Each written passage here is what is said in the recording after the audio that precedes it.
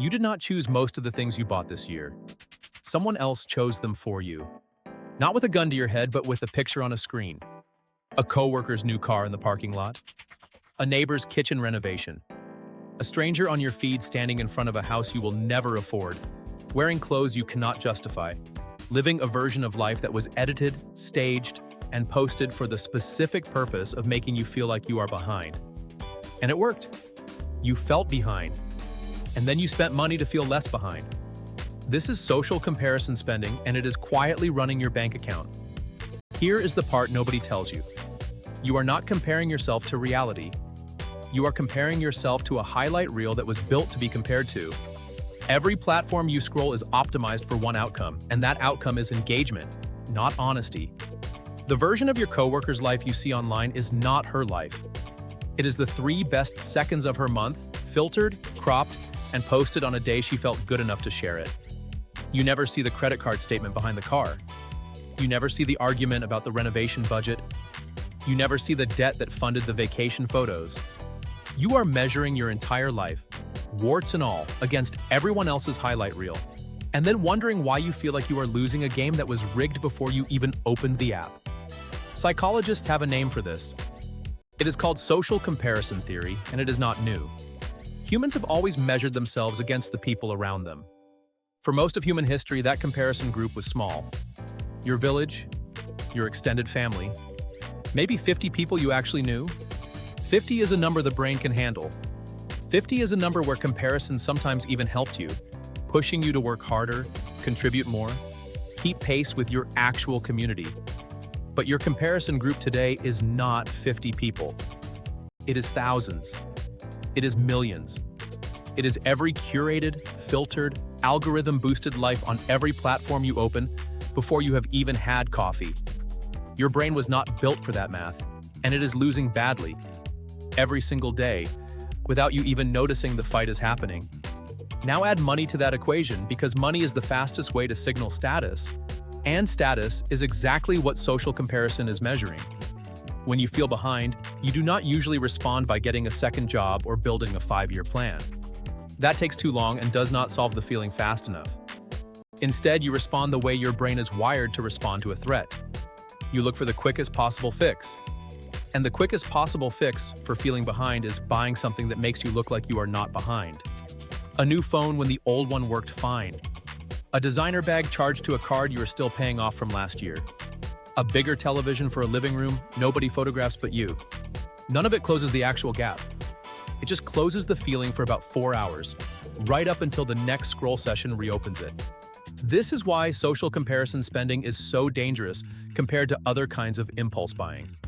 It does not feel like weakness. It feels like keeping up. It feels responsible, even strategic, because you are telling yourself a story about image and opportunity and how you are supposed to show up in the world. You are not lying to yourself carelessly. You are lying to yourself with excellent reasons. That new car will help you network. That vacation will be good for your mental health. That renovation will increase the home value. Every purchase gets wrapped in logic, and the logic is not entirely false, which is exactly what makes it so easy to believe. But underneath the logic is the same root cause every time. Somebody else's life made you feel small, and you bought something to feel bigger. Think about the last purchase you made that you were genuinely excited about for less than a week. Not something practical, not groceries or gas or rent. Something that felt exciting in the moment and forgettable soon after. Now ask yourself honestly what triggered that purchase. Was it a need that had been building for months? Or was it something you saw right before you bought it? A post, a story, a video, a friend mentioning a trip, a coworker showing up in something new. If you trace it back far enough, most unplanned spending has a comparison sitting quietly at the root of it. You are not buying the object. You are buying distance from the feeling that someone else is winning and you are not. There is also a quieter version of this that has nothing to do with strangers online and everything to do with the people closest to you.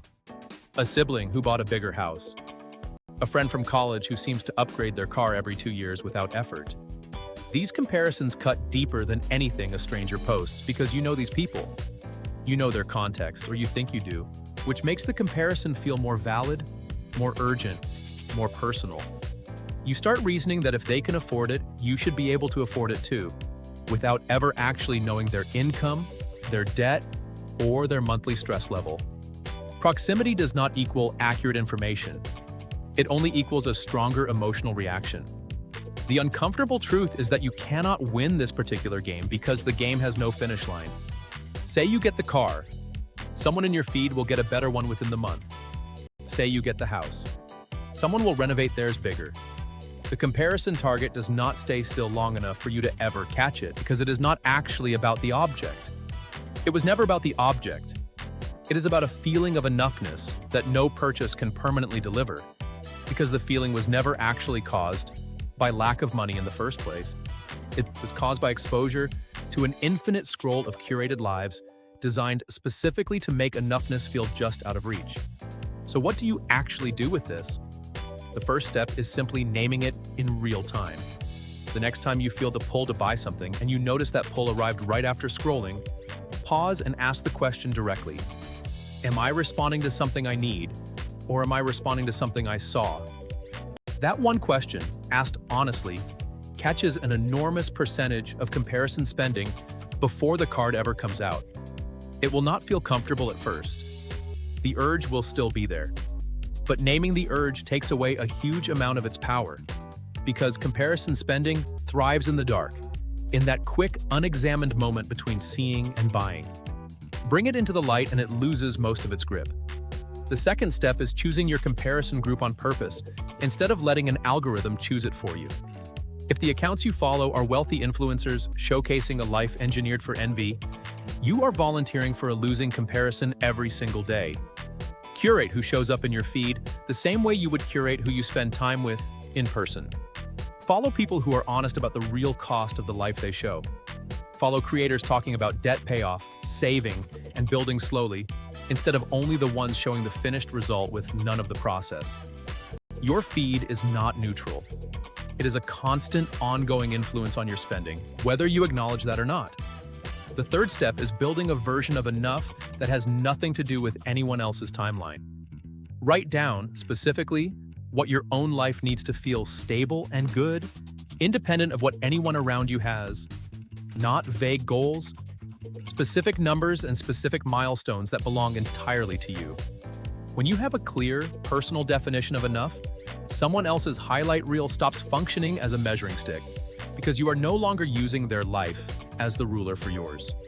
There is a fourth step worth mentioning, and it is the one people resist the most because it requires a small amount of discomfort in the moment.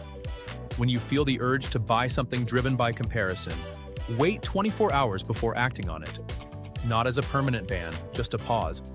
Comparison spending draws its power from urgency, from the feeling that you need to close the gap right now, tonight, before the feeling gets worse. A 24-hour pause breaks that urgency on purpose.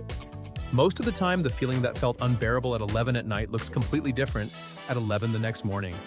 And the purchase that felt necessary starts to look exactly like what it was, a reaction to a feeling rather than an actual need. Comparison will not disappear. It is wired into you, and pretending otherwise is not the goal here. The goal is making sure comparison stops silently writing checks out of your account.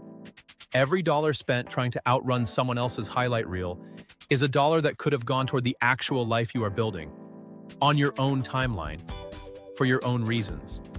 The people you are comparing yourself to are not thinking about you nearly as much as you think they are.